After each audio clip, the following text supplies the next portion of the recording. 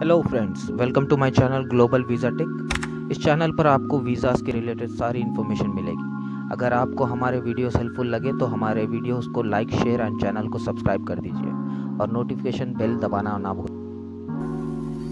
तो दोस्तों, आज हम बात करने वाले हैं तुर्की का टूरिस्ट वीज़ा के जो डॉक्यूमेंट्स है, रिक्वायर्ड डॉक्यूमेंट्स है, वो कौन से हैं। तो आप सब अपनी स्क्रीन पर देख सकते हो, मैंने एक वेबसाइट ओपन कर रखी है जिसका नाम है gatewayglobal.com। इसका लिंक मैं नीचे डिस्क्रिप्शन बॉक्स में दे दूंगा, आप वहां से इसको चेक कर सकते हो। तो चलिए आगे बढ़ते हैं। जो रिक्वायर्ड जो मैंडेटरी डॉक्यूमेंट्स है आपके वीज़ा एप्लीकेशन के साथ सबमिट करने होंगे वो क्या है। पहले तो आपको एक manually field visa application form चाहिए जो कि ब्लू या ब्लैक पेन से ही आपको फिल करना होगा कैपिटल लेटर्स में। एक फोटोग्राफ चाहिए आपको और उसी एप्लीकेंट आपने जो भी एप्लीकेंट है उसका सिग्नेचर चाहिए उस फॉर्म में।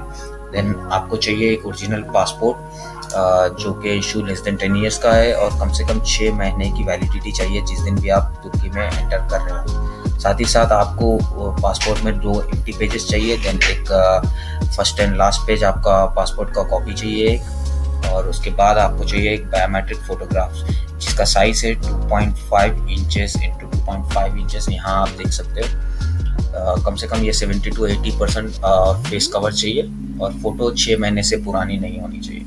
देन आपको चाहिए ट्रैवल हेल्थ इंश्योरेंस जो कि आपका जो भी ट्रिप है उसका ड्यूरेशन कवर कर रहा हो और उसके कुछ मैंडेटरी रिक्वायरमेंट्स रहेंगे जिसमें आपको इंश्योरेंस में मेंशन रहना चाहिए। जैसे कि आप यहाँ पर सब देख सकते हो, कुछ 5 रिक्वायरमेंट है वो लोग के। ये कम से कम 30,000 यूरोस का इंश्योर्ड रहना चाहिए ये इंश्योरेंस।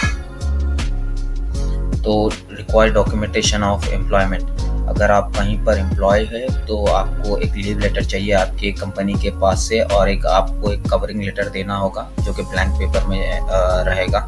अगर आपका खुद का कोई बिजनेस है तो आपको कवरिंग लेटर आपका जो कंपनी का लेटर हेड है उसमें आपको मेंशन करना होगा आपका कवरिंग लेटर, आपका डिटेल्स विद कंपनी सील के साथ। और सैलरी स्लिप चाहिए जो कि 3 महीने की होनी चाहिए, लास्ट 3 महीने का सैलरी स्लिप चाहिए आपको। और अगर आपका कोई बिजनेस है तो आपका 3 महीने का बैंक स्टेटमेंट चाहिए जो कि कंपनी के नाम पे रहेगा, वो जो कि अटेस्टेड रहेगा बैंक से। अगर आप कहीं एम्प्लॉय हो तो आपको 3 महीने का बैंक स्टेटमेंट चाहिए, पर्सनल ओरिजिनल चाहिए, ये जो कि बैंक के साथ सील और साइन के साथ चाहिए, ओरिजिनल चाहिए आपको। उसके बाद आपका if applicant is a employer, then अगर आपका कोई बिजनेस हो तो आपको अपने कंपनी के सारे जो रजिस्ट्रेशन डॉक्यूमेंट्स है वो सबमिट करने होंगे और जीएसटी सर्टिफिकेट सबमिट करना होगा प्लस बैंक स्टेटमेंट जो कि लास्ट 3 महीने का रहेगा। अगर आप रिटायर्ड हो तो आपका original retirement documents, then income proof जैसे कि पेंशन स्लिप हो गया या रेंट फ्रॉम प्रॉपर्टी एक्सेट्रा जो भी है, और आपका 3 महीने का पर्सनल बैंक स्टेटमेंट चाहिए ओरिजिनल जो कि अटेस्टेड रहेगा बैंक से। Like applicant is financially supported, अगर कोई आपको फाइनेंशियली सपोर्ट कर रहा हो आपके ट्रिप के लिए तो वो लोग के डिटेल्स है। आपके पास एनफ फंड्स नहीं है या बैंक अकाउंट या आपका फाइनेंशियल जो लेटर हमें सब स्पॉन्सर है उसके पास एक नोटराइज लेटर चाहिए कि वो आपके ट्रिप के लिए स्पॉन्सर कर रहा है, प्लस उसका बैंक स्टेटमेंट चाहिए जो कि 3 महीने का होना चाहिए ओरिजिनल और अटेस्टेड बाय बैंक। उसके बाद आपको चाहिए ट्रैवल डॉक्यूमेंट्स जो कि confirmed reservation of round trip flight ticket, और उसके बाद आपका एकोमोडेशन जो डॉक्यूमेंट्स है वो चाहिए। जैसे आप एयरबीएनबी से या होटल बुकिंग से ले सकते हो, होटल रिजर्वेशन आप वहाँ ले लीजिए, होटल रिजर्वेशन का डिटेल्स चाहिए वो लोग। फिर जो एडिशनल डॉक्यूमेंट्स है जैसे कि इन केस अगर आपकी शादी हो चुकी है और आपके स्पाउस का नाम आपके पासपोर्ट में मेंशन नहीं है तो आपको एक एफिडेविट बनानी पड़ेगी, और अगर आपके पास मैरिज सर्टिफिकेट है तो आप वो भी सबमिट कर सकते हो।